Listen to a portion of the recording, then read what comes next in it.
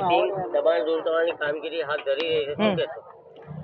મારું ખાલી એટલું જ કહેવાનું કે જ્યારે સરકાર ગરીબ માણસો માટે આટલા બધા કામો કરે છે, આટલી બધી યોજનાઓ લાવે છે, તો પછી આ ગરીબ માણસો કે જે લોકો રોજે રોજ કમાઈનારા દેવી પૂજક પરિવારના કે જે લોકોને ગા દેવાથી બી જેલ થાય છે, બરાબર છે, તો પછી આજે આ રીતની આ એક જાતની ગાળ જ કહેવાય કે એ લોકોની રોજીરોટી ઉપર એ લોકોના ઘર પરિવાર ઉપર આ રીતે બુલડોઝર ફેરવે છે।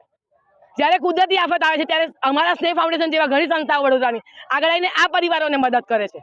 સરકારમાંથી જ્યારે આવે છે ત્યારે એ લોકો જ્યારે આવીને ફોટા પડાવે છે અને કામ કરે છે, અમે ના નથી પાડતા, પણ જ્યારે આવી જ વસ્તુ હોય તો કેમ એ લોકો આવીને ઊભા નથી રહેતા? અને કુદરતી આફત વખતે આ બાળકોને કે આ પરિવારને સ્કૂલ જેવી સંસ્થાઓમાં વસાહતમાં એ લોકોને આશરો આપવામાં આવે છે, તો આટલી મોટી જે તમે આ કરવા માંગો છો, જે પરિસ્થિતિ આવે છે કે મકાન તોડવા માટે બુલડોઝર ફેરવે છે, તો એવી પરિસ્થિતિમાં એ લોકોને રહેવા માટેની વ્યવસ્થા કેમ નથી કરવામાં આવી કે અગાઉ જાણ કેમ નથી કરવામાં આવી? આ બધી અભણ પરિવાર છે, પણ આ લોકોમાંથી 77 છોકરાઓને અમે સ્કૂલમાં મૂક્યા છે। 10 વર્ષના કે 20 વર્ષના સંબંધોના લીધે અમારું સાંભળે છે, અમારું માને છે, અને મેં કીધું એટલે જ અત્યારે આ લોકો અહીંયા ઊભા છે। તે છતાં પોલીસ ડિપાર્ટમેન્ટ દ્વારા મારી સાથે ખેંચાખેંચી કરવામાં આવી હતી। મારી સોનાની લકી પડી ગઈ છે, મારે નખ વાગ્યા છે અહીંયા આગળ। પોલીસનું કામ કરે છે, પણ કોના ઈશારે?